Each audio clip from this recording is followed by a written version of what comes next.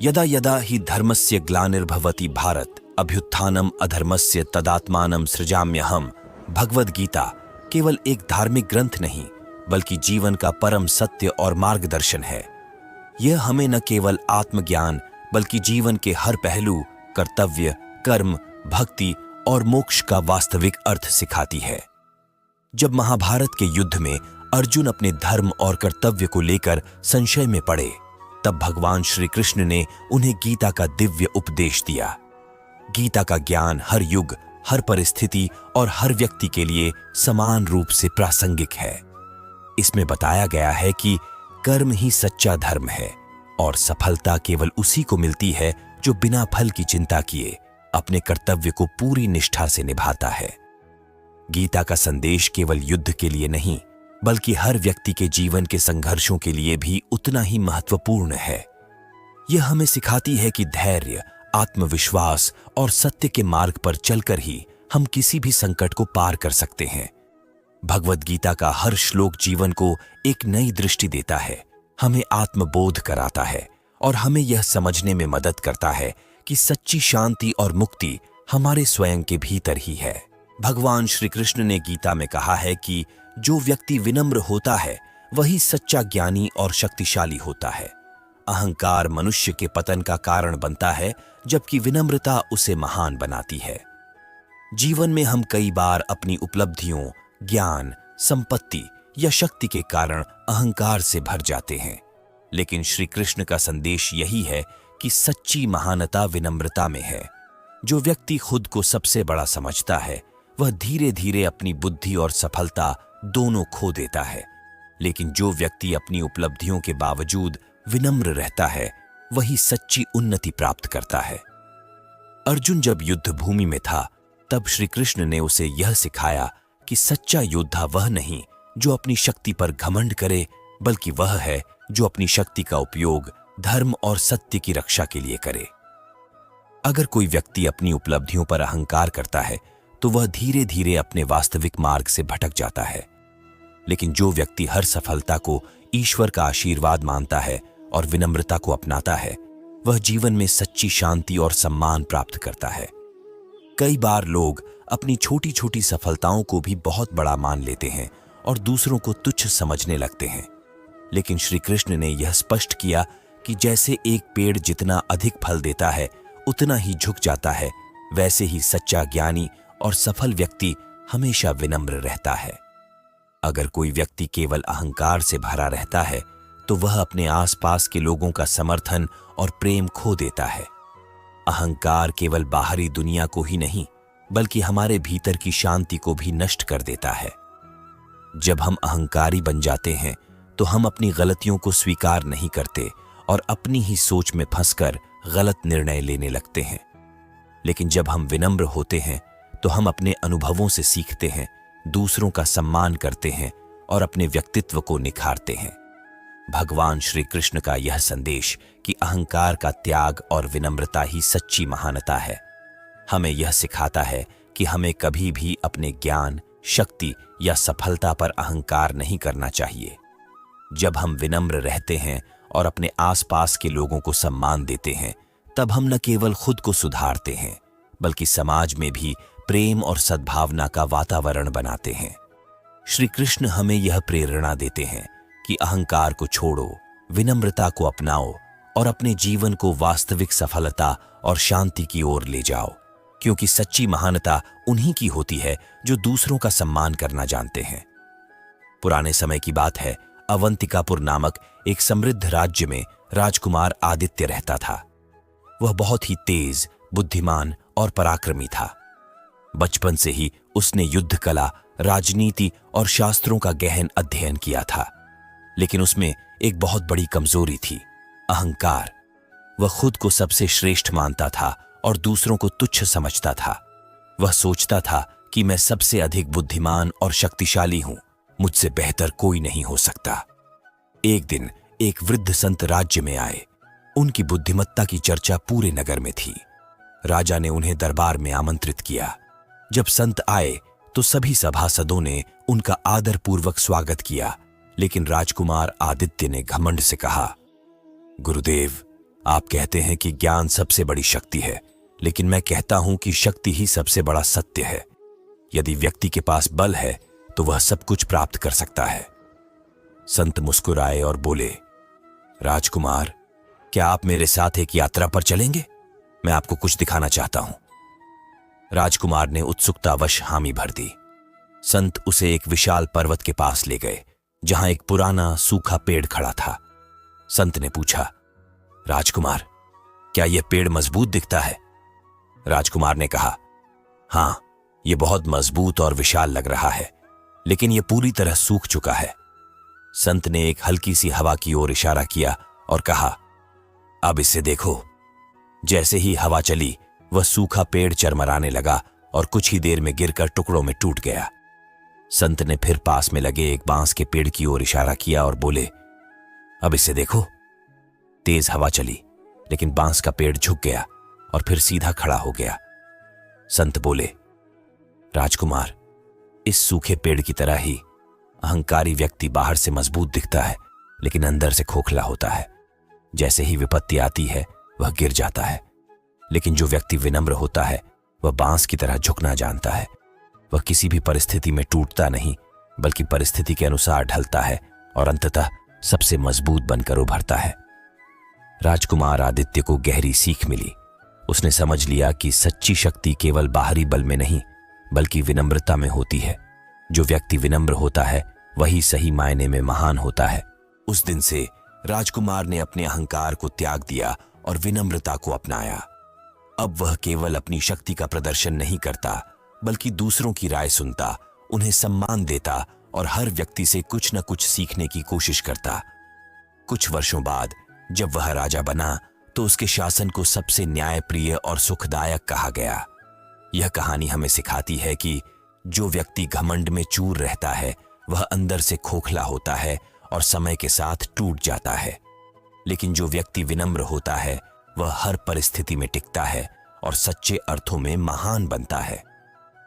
श्री कृष्ण का यही संदेश है, अहंकार को छोड़ो, विनम्रता को अपनाओ और अपने जीवन को वास्तविक सफलता और शांति की ओर ले जाओ, क्योंकि सच्ची महानता उन्हीं की होती है जो दूसरों का सम्मान करना जानते हैं। भगवान श्री कृष्ण ने गीता में कहा है कि सच्चा धन वह नहीं जो केवल भौतिक वस्तुओं में सीमित हो, बल्कि वह है जो व्यक्ति के मन, चरित्र और कर्म में दिखाई देता है। दुनिया में अधिकतर लोग धन, सोना, जमीन जायदाद और ऐश्वर्य को ही सच्ची संपत्ति मानते हैं, लेकिन श्री कृष्ण का संदेश यह है कि अगर मनुष्य के पास ज्ञान, सद्गुण, दया और संतोष नहीं है, तो चाहे उसके पास कितना भी धन क्यों न हो, वह दरिद्र ही रहेगा। अर्जुन जब युद्ध के दौरान धर्म और अधर्म के बीच उलझा हुआ था, तब श्री कृष्ण ने उसे यह सिखाया कि संसार का सबसे बड़ा धन सत्य, कर्तव्य और संतोष है।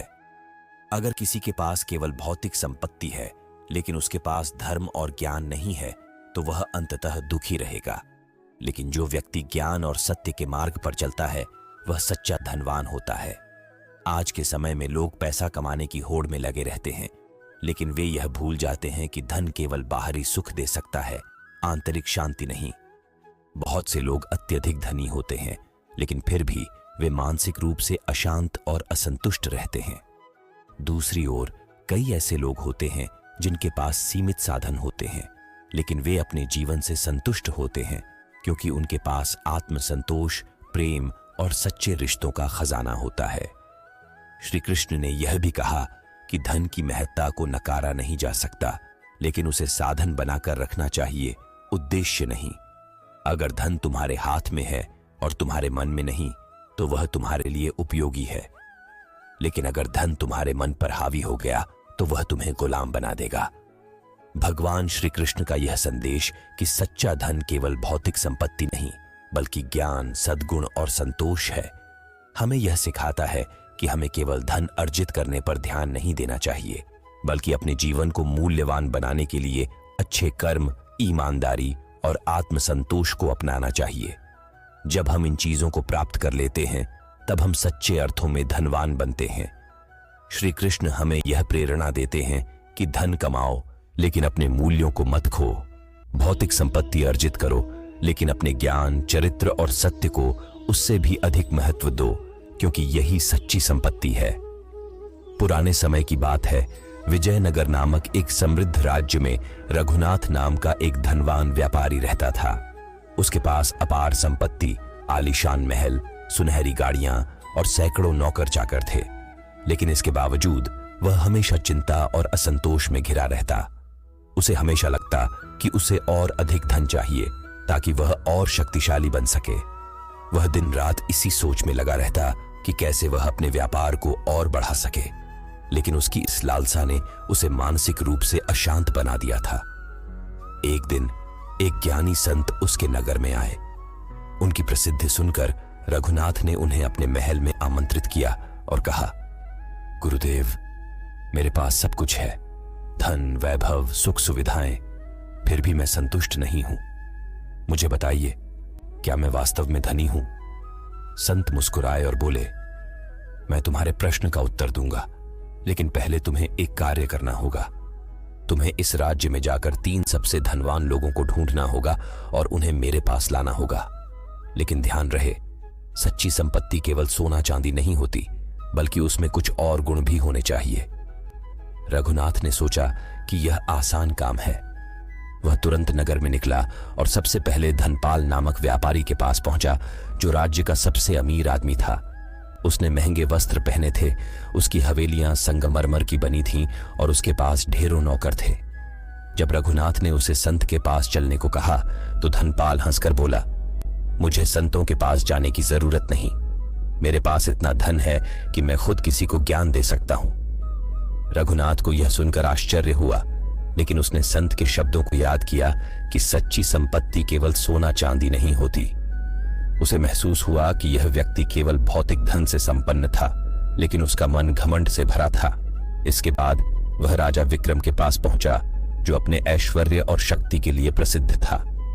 लेकिन जब उसने राजा से अनुरोध किया तो राजा बोला, मैं बहुत व्यस्त हूं, मुझे युद्ध और सत्ता की चिंता है, मेरे पास इन बातों के लिए समय नहीं है। रघुनाथ को अब समझ में आने लगा था कि सच्चा धन केवल धन संपत्ति या शक्ति नहीं है। अंत में वह एक छोटे से गांव में गया, जहां उसे एक गरीब किसान गोविंद मिला। गोविंद के पास ज्यादा पैसा नहीं था, लेकिन वह हमेशा खुश रहता था, अपने परिवार से प्रेम करता था और दूसरों की सहायता करता था। जब रघुनाथ ने उसे संत के पास चलने के लिए कहा तो गोविंद ने मुस्कुराते हुए कहा, अगर संत से मुझे कुछ सीखने को मिलेगा तो मैं अवश्य चलूंगा। जब वे संत के पास पहुंचे तो संत ने रघुनाथ से पूछा, क्या तुमने सच्चे धनवान लोगों को ढूंढ लिया? रघुनाथ ने सिर झुकाकर कहा, गुरुदेव, पहले मैंने एक धनवान व्यापारी को चुना, लेकिन वह अहंकार से भरा था। फिर मैंने एक राजा को चुना, लेकिन वह भी अपनी चिंता और शक्ति के मोह में उलझा हुआ था। अंत में मैंने इस किसान को पाया, जिसके पास सीमित साधन है, लेकिन फिर भी यह सबसे संतुष्ट, दयालु और खुश है।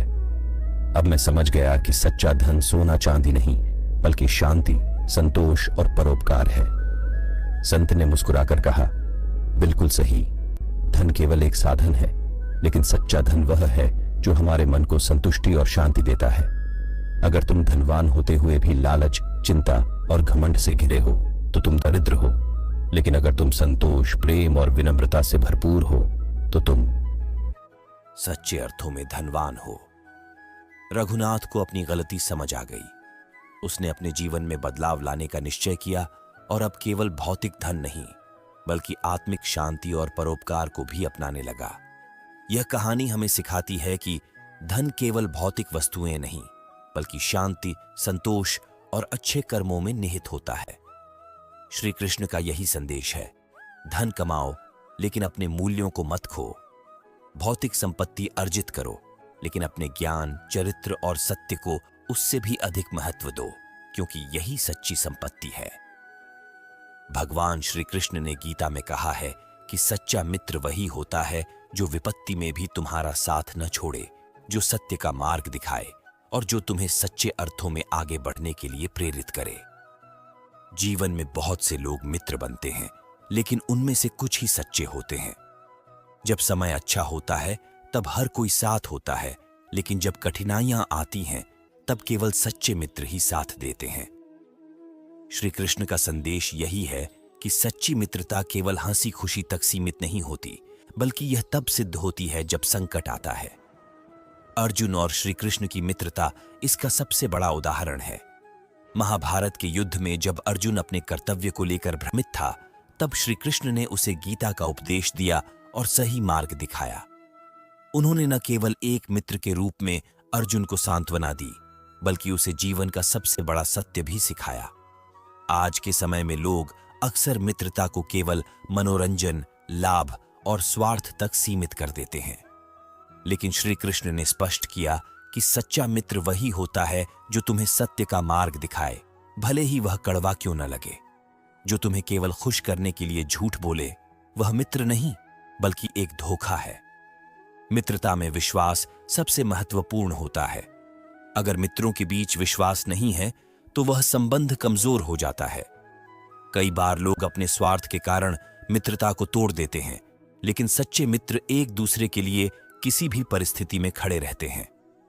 भगवान श्री कृष्ण का यह संदेश कि सच्ची मित्रता स्वार्थ से मुक्त होती है और विश्वास पर टिकी होती है, हमें यह सिखाता है कि हमें अपने जीवन में ऐसे मित्र बनाने चाहिए जो केवल सुख में नहीं बल्कि दुख में भी हमारे साथ खड़े रहें। जब हम खुद एक सच्चे मित्र बनते हैं और दूसरों पर विश्वास रखते हैं, तब हमें भी सच्ची मित्रता प्राप्त होती है। श्री कृष्ण हमें यह प्रेरणा देते हैं कि स्वार्थी मित्रता से बचो, सच्चे मित्र बनो और उन लोगों के प्रति वफादार रहो जो तुम्हारे प्रति सच्चे हैं, क्योंकि सच्ची मित्रता ही जीवन का सबसे बड़ा उपहार है। प्राचीन समय की बात है। विजयगढ़ नामक राज्य में राजकुमार अर्जुन और कृष्णदेव नाम के दो घनिष्ठ मित्र रहते थे। दोनों बचपन से ही साथ बड़े हुए थे और उनकी मित्रता की मिसाल पूरे राज्य में दी जाती थी। अर्जुन एक राजा का पुत्र था, जबकि कृष्णदेव एक साधारण किसान का बेटा था। लेकिन दोनों ने कभी भी अपने पद और स्थिति को अपनी मित्रता के बीच आने नहीं दिया। समय बीतता गया और दोनों युवा हो गए। अर्जुन को राज्य का उत्तराधिकारी घोषित कर दिया गया और अब वह विजयगढ़ का अगला राजा बनने वाला था। इसी बीच राज्य के मंत्रीगण और कुछ दरबारी जो अर्जुन की मित्रता को पसंद नहीं करते थे, उन्होंने राजा के कान भरने शुरू कर दिए। उन्होंने कहा, महाराज, अर्जुन एक राजकुमार है, लेकिन उसका सबसे करीबी मित्र एक साधारण किसान का पुत्र है। यह उसकी प्रतिष्ठा के अनुकूल नहीं है। यदि कृष्णदेव को राजमहल से दूर नहीं किया गया तो यह राज्य की शान के विरुद्ध होगा। धीरे धीरे राजा ने भी इस बात को स्वीकार कर लिया और अर्जुन से कहा, बेटा, तुम अब भावी राजा हो, तुम्हें अपनी संगति का ध्यान रखना चाहिए। एक किसान का पुत्र तुम्हारा मित्र नहीं हो सकता। अर्जुन ने बहुत समझाने की कोशिश की कि कृष्णदेव सच्चा मित्र है और उसने हमेशा उसका साथ दिया है, लेकिन राजा ने निर्णय ले लिया था। राजा ने आदेश दिया कि कृष्णदेव को नगर से बाहर निकाल दिया जाए। अर्जुन बहुत दुखी हुआ, लेकिन वह उस समय अपने पिता के निर्णय के विरुद्ध कुछ नहीं कर सकता था। कृष्णदेव भी बिना कोई शिकायत किए चुपचाप नगर छोड़कर चला गया। कुछ वर्षों बाद राज्य में एक भयंकर युद्ध छिड़ गया। पड़ोसी राज्य ने विजयगढ़ पर आक्रमण कर दिया और राजा युद्ध में बुरी तरह पराजित हुआ। अब पूरी जिम्मेदारी अर्जुन के कंधों पर आ गई थी, लेकिन उसे विश्वासघात का सामना करना पड़ा। जिन मंत्रियों और दरबारियों ने उसे कृष्णदेव से दूर किया था, वे ही युद्ध के समय शत्रु से मिल गए। अर्जुन अकेला पड़ गया और उसकी सेना भी कमजोर पड़ने लगी। युद्ध के दौरान जब अर्जुन बुरी तरह घायल हो गया और शत्रु उसे मारने के लिए आगे बढ़ रहे थे, तभी अचानक एक योद्धा आया जिसने अकेले ही दर्जनों शत्रुओं को हरा दिया। वह कोई और नहीं बल्कि कृष्णदेव था। कृष्णदेव ने अर्जुन को उठाया, उसे युद्ध भूमि से बाहर निकाला और अपने कंधों पर उठाकर सुरक्षित स्थान पर ले गया। अर्जुन की आंखों में आंसू थे। उसने कहा, कृष्णदेव, मैंने तुम्हें ठुकरा दिया था, तुम्हें राज्य से निकाल दिया था, फिर भी तुम मेरे लिए अपनी जान जोखिम में डाल रहे हो। कृष्णदेव मुस्कुराया और बोला, मित्रता पद और परिस्थितियों से नहीं बल्कि दिल से होती है। जब हम छोटे थे तब तुमने मुझसे कभी भेदभाव नहीं किया, तो मैं क्यों करूं? मैंने कभी भी तुम्हारी मित्रता को स्वार्थ से नहीं देखा, और जब तुम्हें मेरी सबसे अधिक जरूरत थी तो मैं तुम्हारा साथ कैसे छोड़ सकता था। इस घटना के बाद अर्जुन को सच्चे मित्र और विश्वास का अर्थ समझ में आ गया। युद्ध समाप्त होने के बाद उसने कृष्णदेव को पुनः राजमहल में बुलाया और उसे अपना सबसे बड़ा सलाहकार बना दिया। यह कहानी हमें सिखाती है कि सच्ची मित्रता स्वार्थ से नहीं बल्कि विश्वास और निस्वार्थ प्रेम से बनती है। अगर अर्जुन ने अपने मित्र पर विश्वास रखा होता तो वह कभी धोखे का शिकार न होता। श्री कृष्ण का यही संदेश है, स्वार्थी मित्रता से बचो, सच्चे मित्र बनो और उन लोगों के प्रति वफादार रहो जो तुम्हारे प्रति सच्चे हैं, क्योंकि सच्ची मित्रता ही जीवन का सबसे बड़ा उपहार है। भगवान श्री कृष्ण ने गीता में कहा है कि जो व्यक्ति क्षमा करना जानता है वह सबसे महान और शक्तिशाली होता है।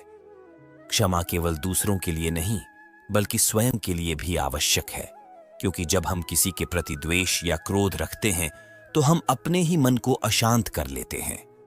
जीवन में कई बार हमें ऐसे लोगों का सामना करना पड़ता है जो हमें अपमानित करते हैं, धोखा देते हैं या हमारे साथ अन्याय करते हैं। ऐसे समय में बदला लेने की भावना स्वाभाविक होती है, लेकिन श्री कृष्ण का संदेश यह है कि जो व्यक्ति अपने क्रोध और प्रतिशोध की भावना को छोड़कर क्षमा कर सकता है वही सच्चे अर्थों में आत्मज्ञान को प्राप्त करता है। महाभारत में जब युधिष्ठिर ने अपनी द्रौपदी के अपमान का प्रतिशोध लेने का संकल्प लिया, तब श्री कृष्ण ने उन्हें यह सिखाया कि प्रतिशोध से केवल द्वेष बढ़ता है, लेकिन क्षमा से आत्मा की शांति प्राप्त होती है। यह सत्य है कि अन्याय को सहना नहीं चाहिए, लेकिन मन में क्रोध और द्वेष रखना भी हमारी मानसिक शांति को छीन लेता है। कई बार लोग यह सोचते हैं कि क्षमा करना कमजोरी का प्रतीक है, लेकिन वास्तव में यह सबसे बड़ी शक्ति है। जो व्यक्ति क्षमा कर सकता है वह अपने मन और भावनाओं पर पूर्ण नियंत्रण रखता है। क्षमा न केवल रिश्तों को बचाती है बल्कि हमारे भीतर शांति और प्रेम की भावना को भी जन्म देती है। भगवान श्री कृष्ण का यह संदेश कि क्षमा ही सबसे बड़ी शक्ति और सच्ची महानता है, हमें यह सिखाता है कि हमें अपने जीवन में कभी भी क्रोध और प्रतिशोध को अपने ऊपर हावी नहीं होने देना चाहिए। जब हम किसी को क्षमा करते हैं तो हम न केवल अपने मन को शांत करते हैं बल्कि जीवन में आगे बढ़ने की शक्ति भी प्राप्त करते हैं। श्री कृष्ण हमें यह प्रेरणा देते हैं कि क्षमा को अपनाओ, द्वेष को त्यागो और अपने जीवन को शांति और प्रेम से भर दो, क्योंकि सच्ची महानता उन्हीं की होती है जो अपने भीतर करुणा और धैर्य को बनाए रखते हैं। प्राचीन समय की बात है, उज्जैनी नामक राज्य में राजकुमार सत्यव्रत रहता था। वह बहुत पराक्रमी, बुद्धिमान और न्यायप्रिय था, लेकिन उसमें एक कमी थी, वह कभी किसी का अपमान या अन्याय भूलता नहीं था। अगर किसी ने उसके खिलाफ कुछ कहा या किया तो वह वर्षों तक उसे याद रखता और प्रतिशोध की भावना पालता था। एक दिन सत्यव्रत के राज्य में एक विद्वान संत आए। उनकी बुद्धिमत्ता और साधना की चर्चा दूर दूर तक थी। सत्यव्रत ने उन्हें अपने राजमहल में बुलाया और कहा, गुरुदेव, मैं राज्य में न्याय करता हूं, लेकिन जो लोग मेरे साथ गलत करते हैं मैं उन्हें कभी क्षमा नहीं कर सकता। अगर मैं किसी को माफ कर दूं तो क्या यह मेरी कमजोरी नहीं होगी? संत मुस्कुराए और बोले, राजकुमार, अगर तुम सच में क्षमा की शक्ति को समझना चाहते हो तो मेरे साथ आओ, मैं तुम्हें कुछ दिखाना चाहता हूं। वे सत्यव्रत को एक घने जंगल में ले गए जहां एक पुराना कुआं था। संत ने कुएं में झांकते हुए कहा, राजकुमार, इसमें एक पत्थर डालो। सत्यव्रत ने एक पत्थर उठाया और कुएं में डाल दिया। पानी में हलचल हुई और कुछ देर बाद पानी फिर से स्थिर हो गया। संत ने पूछा, अब पानी कैसा दिख रहा है? सत्यव्रत ने उत्तर दिया, बिल्कुल शांत और स्वच्छ। संत मुस्कुराकर बोले, अब कल्पना करो कि यदि यह कुआं किसी का अपमान, क्रोध और द्वेष अपने भीतर रखता तो क्या यह कभी इतना शांत रह सकता? सत्यव्रत चुप हो गया।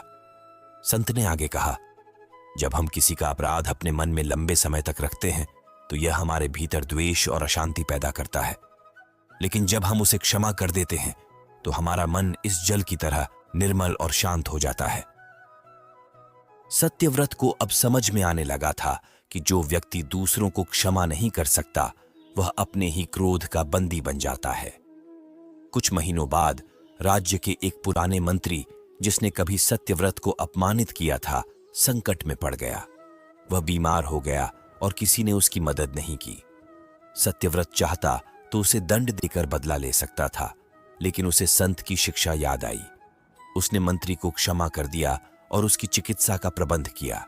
जब मंत्री ठीक हुआ तो वह रोते हुए सत्यव्रत के चरणों में गिर पड़ा और कहा, राजकुमार, मैंने आपके साथ अन्याय किया था, लेकिन आपने फिर भी मुझे क्षमा कर दिया। आज आपने मुझे सिखाया कि सच्चा शासक केवल शक्ति से नहीं बल्कि करुणा से भी महान बनता है। सत्यव्रत ने मुस्कुराकर कहा, अगर मैं तुम्हें दंड देता तो यह केवल मेरे अहंकार की तृप्ति होती, लेकिन तुम्हें क्षमा करके मैंने न केवल तुम्हारा हृदय जीता बल्कि अपने मन को भी शांति दी। यह कहानी हमें सिखाती है कि जो व्यक्ति क्षमा करना जानता है वही सच्ची शांति प्राप्त करता है। अगर सत्यव्रत ने मंत्री से बदला लिया होता तो वह केवल प्रतिशोध का एक और चक्र शुरू कर देता, लेकिन उसने क्षमा को चुना और इससे न केवल उसका सम्मान बढ़ा बल्कि उसे आंतरिक शांति भी मिली। श्री कृष्ण का यही संदेश है, क्षमा को अपनाओ, द्वेष को त्यागो और अपने जीवन को शांति और प्रेम से भर दो, क्योंकि सच्ची महानता उन्हीं की होती है जो अपने भीतर करुणा और धैर्य को बनाए रखते हैं। भगवान श्री कृष्ण ने गीता में कहा है कि जो व्यक्ति स्वयं पर विश्वास रखता है और अपनी शक्ति को पहचानता है वह किसी भी परिस्थिति में सफलता प्राप्त कर सकता है। जीवन में कई बार हम दूसरों पर निर्भर हो जाते हैं, कभी सहायता के लिए, कभी मार्गदर्शन के लिए और कभी अपनी सफलता के लिए। लेकिन श्री कृष्ण का संदेश यही है कि सच्ची शक्ति व्यक्ति के भीतर होती है। जब तुम अपने ही सामर्थ्य को पहचानते हो और आत्मनिर्भर बनते हो, तब कोई भी बाधा तुम्हें रोक नहीं सकती। महाभारत में अर्जुन जब युद्ध के लिए संशय में था, तब श्री कृष्ण ने उसे यह सिखाया कि तुम्हारी शक्ति तुम्हारे भीतर है। जब तक तुम दूसरों पर निर्भर रहोगे, तब तक तुम अपने कर्तव्य का सही तरीके से निर्वहन नहीं कर पाओगे। लेकिन जब तुम अपने निर्णय खुद लोगे और अपनी शक्ति को पहचानोगे, तब तुम सच्चे योद्धा बनोगे। बहुत से लोग अपनी असफलताओं के लिए परिस्थितियों या दूसरों को दोष देते हैं। वे यह सोचते हैं कि अगर उन्हें सही मार्गदर्शन मिला होता, सही अवसर मिला होता, तो वे सफल हो जाते। लेकिन श्री कृष्ण ने स्पष्ट किया कि जो व्यक्ति अपनी ताकत को पहचानकर बिना किसी सहारे के आगे बढ़ता है, वह ही असली विजेता होता है। आत्मनिर्भरता का अर्थ केवल आर्थिक रूप से स्वतंत्र होना नहीं है, बल्कि मानसिक और भावनात्मक रूप से भी मजबूत होना है। जब हम अपने फैसले खुद लेते हैं, अपने प्रयासों पर विश्वास रखते हैं और अपने कार्यों की जिम्मेदारी स्वयं लेते हैं, तभी हम जीवन में सच्ची स्वतंत्रता प्राप्त करते हैं। भगवान श्री कृष्ण का यह संदेश कि आत्मनिर्भरता ही सच्ची शक्ति है, हमें यह सिखाता है कि हमें अपनी क्षमता पर विश्वास रखना चाहिए और अपने जीवन के निर्णय खुद लेने चाहिए। जब हम स्वयं को पहचानते हैं और अपने भीतर की शक्ति को जागृत करते हैं, तब हम जीवन में किसी भी लक्ष्य को प्राप्त कर सकते हैं। श्री कृष्ण हमें यह प्रेरणा देते हैं कि खुद पर भरोसा रखो, आत्मनिर्भर बनो और अपने भाग्य के निर्माता स्वयं बनो, क्योंकि सच्ची सफलता उन्हीं को मिलती है जो अपनी शक्ति को पहचानते हैं और दूसरों पर निर्भर हुए बिना आगे बढ़ते हैं। भगवान श्री कृष्ण ने गीता में कहा है कि जो व्यक्ति संघर्ष को स्वीकार करता है और धैर्य के साथ अपने लक्ष्य की ओर बढ़ता है, वही सच्ची सफलता प्राप्त करता है। जीवन में हर व्यक्ति सफलता चाहता है, लेकिन अधिकतर लोग बिना कठिनाइयों का सामना किए, बिना धैर्य रखे त्वरित परिणाम चाहते हैं। लेकिन श्री कृष्ण का संदेश यही है कि सफलता एक प्रक्रिया है जो समय, परिश्रम और समर्पण की मांग करती है। अगर तुम संघर्ष से घबराओगे तो लक्ष्य कभी प्राप्त नहीं कर पाओगे। महाभारत में जब अर्जुन युद्ध भूमि में अपने कर्तव्य को लेकर असमंजस में था, तब श्री कृष्ण ने उसे यह सिखाया कि युद्ध से भागने वाला कभी विजेता नहीं बन सकता। अगर तुम्हारा लक्ष्य धर्म की रक्षा करना है तो तुम्हें संघर्ष करना ही होगा। केवल भाग्य के भरोसे बैठने से कुछ भी हासिल नहीं होगा। तुम्हें अपने कर्म के मार्ग पर आगे बढ़ना ही होगा। कई बार लोग यह सोचते हैं कि सफलता केवल भाग्यशाली लोगों को मिलती है, लेकिन श्री कृष्ण ने यह स्पष्ट किया कि भाग्य भी उन्हीं का साथ देता है जो संघर्ष करने से पीछे नहीं हटते। अगर तुम एक बीज बोते हो तो वह तुरंत वृक्ष नहीं बनता। उसे मिट्टी में संघर्ष करना पड़ता है, जड़ें फैलानी पड़ती हैं, धूप सहनी पड़ती है और समय के साथ वह बड़ा होता है। उसी तरह तुम्हारे सपनों को भी धैर्य और संघर्ष की आवश्यकता होती है। कठिनाइयां केवल बाधाएं नहीं हैं, बल्कि वे तुम्हें मजबूत और परिपक्व बनाने के लिए आती हैं। जब तुम किसी लक्ष्य की ओर बढ़ते हो तो रास्ते में कठिनाइयां अवश्य आएंगी, लेकिन जो व्यक्ति इन कठिनाइयों से भागता नहीं बल्कि उनका सामना करता है, वही असली विजेता होता है। भगवान श्री कृष्ण का यह संदेश कि संघर्ष और धैर्य ही सच्ची सफलता का रहस्य है, हमें यह सिखाता है कि हमें अपने जीवन में किसी भी लक्ष्य को प्राप्त करने के लिए कठिनाइयों से घबराना नहीं चाहिए। जब हम धैर्यपूर्वक अपने प्रयास जारी रखते हैं और संघर्ष को गले लगाते हैं, तब हमें न केवल सफलता मिलती है बल्कि हमारा आत्मबल भी बढ़ता है। श्री कृष्ण हमें यह प्रेरणा देते हैं कि संघर्ष से मत डरो, धैर्य रखो और अपने लक्ष्य की ओर निरंतर बढ़ते रहो, क्योंकि सच्ची सफलता केवल उन्हीं को मिलती है जो कभी हार नहीं मानते। प्राचीन समय की बात है। अमृतपुर नामक राज्य में अर्जुन सेन नाम का एक युवक रहता था। वह बहुत मेहनती था और जीवन में कुछ बड़ा हासिल करना चाहता था, लेकिन उसकी सबसे बड़ी समस्या यह थी कि वह जल्दबाजी में रहता था। अगर कोई कार्य जल्दी पूरा नहीं होता तो वह उसे छोड़ देता। वह सोचता था कि अगर मुझे तुरंत सफलता नहीं मिली तो शायद यह काम मेरे लिए सही नहीं है। इसी अधीरता के कारण वह कई बार अपने लक्ष्य से भटक जाता था। एक दिन अर्जुन सेन अपने गुरु के पास गया और बोला, गुरुदेव, मैं जीवन में सफल होना चाहता हूं, लेकिन हर बार जब मैं कोई कार्य शुरू करता हूं तो मुझे कठिनाइयों का सामना करना पड़ता है और मैं हतोत्साहित हो जाता हूं। कृपया मुझे बताइए कि क्या सफलता केवल भाग्यशाली लोगों को ही मिलती है? गुरु ने मुस्कुराकर कहा, अगर तुम सच में सफलता का रहस्य समझना चाहते हो तो मैं तुम्हें एक कार्य देता हूं। पास के जंगल में जाओ और वहां एक बांस और एक पीपल के बीज बो कर आओ। फिर हर दिन उनकी देखभाल करो और देखो कि उनमें से कौन पहले बड़ा होता है। अर्जुन सेन ने दोनों बीज बो दिए और धैर्यपूर्वक उनकी देखभाल करने लगा। कुछ ही हफ्तों में पीपल का बीज अंकुरित हो गया और धीरे धीरे बढ़ने लगा, लेकिन बांस के बीज में कोई हलचल नहीं हुई। महीनों बीत गए, पीपल का पौधा बड़ा होता गया, लेकिन बांस का कोई चिन्ह नहीं था। अर्जुन सेन अधीर हो गया और सोचा कि शायद यह बीज खराब था। उसने अपने गुरु के पास जाकर कहा, गुरुदेव, मैंने इतने धैर्य से बांस के बीज की देखभाल की, लेकिन उसमें कुछ भी नहीं हुआ। शायद मैं असफल हो गया। गुरु ने मुस्कुराकर कहा, थोड़ा और धैर्य रखो। 5 साल बीत गए।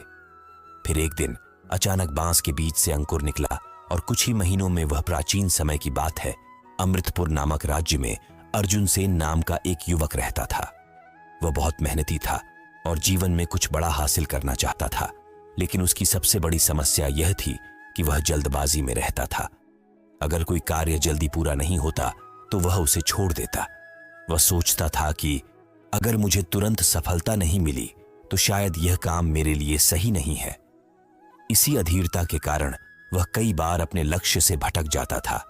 एक दिन अर्जुन सेन अपने गुरु के पास गया और बोला, गुरुदेव, मैं जीवन में सफल होना चाहता हूं, लेकिन हर बार जब मैं कोई कार्य शुरू करता हूं तो मुझे कठिनाइयों का सामना करना पड़ता है और मैं हतोत्साहित हो जाता हूं। कृपया मुझे बताइए कि क्या सफलता केवल भाग्यशाली लोगों को ही मिलती है? गुरु ने मुस्कुराकर कहा, अगर तुम सच में सफलता का रहस्य समझना चाहते हो तो मैं तुम्हें एक कार्य देता हूं। पास के जंगल में जाओ और वहां एक बांस और एक पीपल के बीज बोकर आओ। फिर हर दिन उनकी देखभाल करो और देखो कि उनमें से कौन पहले बड़ा होता है। अर्जुन सेन ने दोनों बीज बो दिए और धैर्यपूर्वक उनकी देखभाल करने लगा। कुछ ही हफ्तों में पीपल का बीज अंकुरित हो गया और धीरे धीरे बढ़ने लगा, लेकिन बांस के बीज में कोई हलचल नहीं हुई। महीनों बीत गए, पीपल का पौधा बड़ा होता गया, लेकिन बांस का कोई चिन्ह नहीं था। अर्जुन सेन अधीर हो गया और सोचा कि शायद ये बीज खराब था। उसने अपने गुरु के पास जाकर कहा, गुरुदेव, मैंने इतने धैर्य से बांस के बीज की देखभाल की, लेकिन उसमें कुछ भी नहीं हुआ। शायद मैं असफल हो गया। गुरु ने मुस्कुराकर कहा, थोड़ा और धैर्य रखो। 5 साल बीत गए। फिर एक दिन अचानक बांस के बीज से अंकुर निकला और कुछ ही महीनों में वह 50 फीट ऊंचा हो गया। अर्जुन सेन यह देखकर दंग रह गया। गुरु ने उसे समझाया, पिछले 5 वर्षों में बांस का बीज मिट्टी के नीचे अपनी जड़ें मजबूत कर रहा था। वह पहले अपने आधार को विकसित कर रहा था ताकि जब समय आए तो वह मजबूती से खड़ा हो सके। अगर वह बिना मजबूत जड़ों के तेजी से बढ़ता तो वह गिर जाता। अर्जुन सेन को अब समझ में आ गया कि संघर्ष केवल बाधा नहीं है, बल्कि यह हमें मजबूत बनाने की प्रक्रिया है। अगर हम धैर्यपूर्वक अपने प्रयास करते रहें और जल्दी हार न माने तो सफलता निश्चित है। इसके बाद अर्जुन सेन ने अपने जीवन में धैर्य और निरंतर प्रयास को अपनाया। अब वह किसी भी कठिनाई से डरता नहीं था और हर चुनौती को धैर्य के साथ स्वीकार करता। कुछ वर्षों बाद वह राज्य का सबसे सफल व्यापारी बन गया और उसकी कहानी पूरे राज्य में प्रसिद्ध हो गई। यह कहानी हमें सिखाती है कि सच्ची सफलता केवल उन्हीं को मिलती है जो कभी हार नहीं मानते। अगर अर्जुन सेन ने पहले ही साल बांस के बीज को छोड़ दिया होता तो वह कभी नहीं देख पाता कि सफलता की असली ताकत धैर्य और निरंतर प्रयास में छिपी होती है। श्री कृष्ण का यही संदेश है, संघर्ष से मत डरो, धैर्य रखो और अपने लक्ष्य की ओर निरंतर बढ़ते रहो, क्योंकि सच्ची सफलता केवल उन्हीं को मिलती है जो कठिनाइयों का सामना करके आगे बढ़ते हैं। फीट ऊंचा हो गया। अर्जुन सेन यह देखकर दंग रह गया। गुरु ने उसे समझाया, पिछले 5 वर्षों में बांस का बीज मिट्टी के नीचे अपनी जड़ें मजबूत कर रहा था। वह पहले अपने आधार को विकसित कर रहा था ताकि जब समय आए तो वह मजबूती से खड़ा हो सके। अगर वह बिना मजबूत जड़ों के तेजी से बढ़ता तो वह गिर जाता। अर्जुन सेन को अब समझ में आ गया कि संघर्ष केवल बाधा नहीं है, बल्कि यह हमें मजबूत बनाने की प्रक्रिया है। अगर हम धैर्यपूर्वक अपने प्रयास करते रहें और जल्दी हार न माने तो सफलता निश्चित है। इसके बाद अर्जुन सेन ने अपने जीवन में धैर्य और निरंतर प्रयास को अपनाया। अब वह किसी भी कठिनाई से डरता नहीं था और हर चुनौती को धैर्य के साथ स्वीकार करता।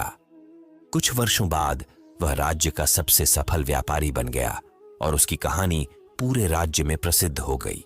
यह कहानी हमें सिखाती है कि सच्ची सफलता केवल उन्हीं को मिलती है जो कभी हार नहीं मानते।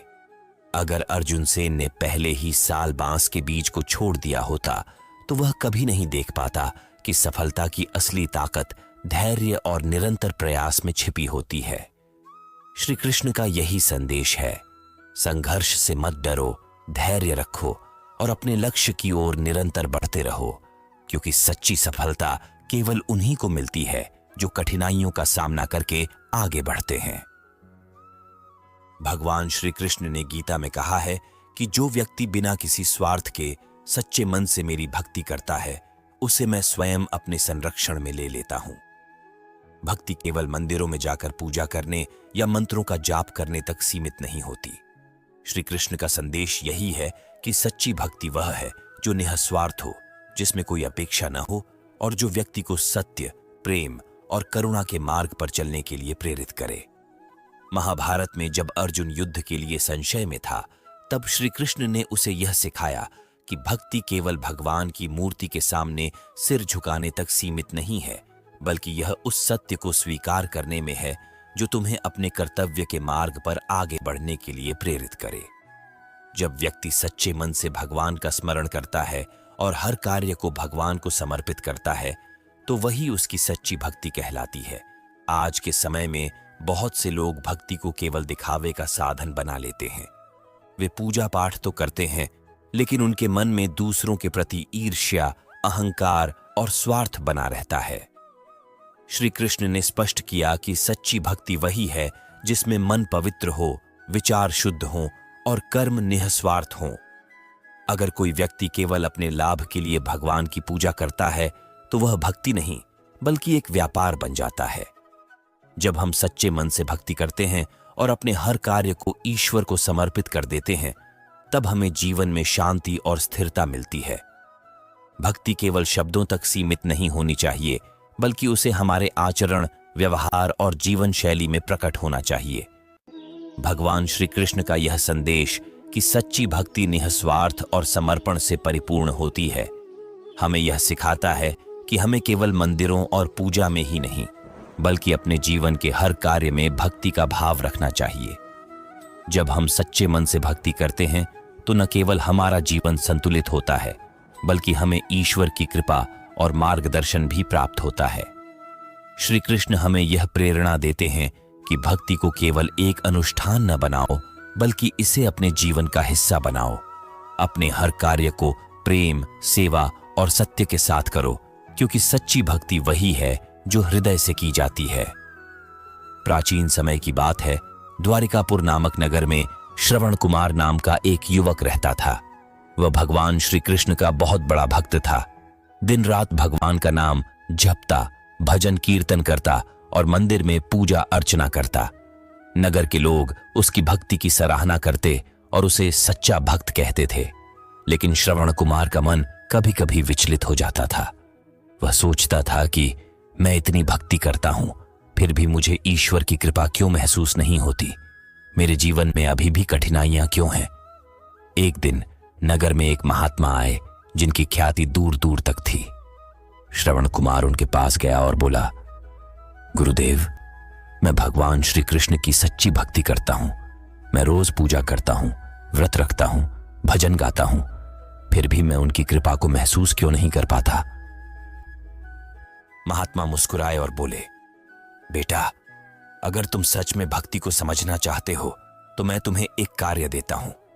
पास के गांव में एक वृद्ध महिला रहती है जो बहुत गरीब है। वह बीमार है और उसके पास खाने तक का साधन नहीं है। जाओ और उसकी सेवा करो, फिर आकर मुझे बताओ कि तुम्हें क्या अनुभव हुआ। श्रवण कुमार को यह कार्य अजीब लगा। उसने सोचा कि मैं तो भगवान का भक्त हूं, फिर किसी वृद्धा की सेवा करने से मेरी भक्ति कैसे सिद्ध होगी? लेकिन वह महात्मा के आदेश का पालन करने के लिए गांव चला गया।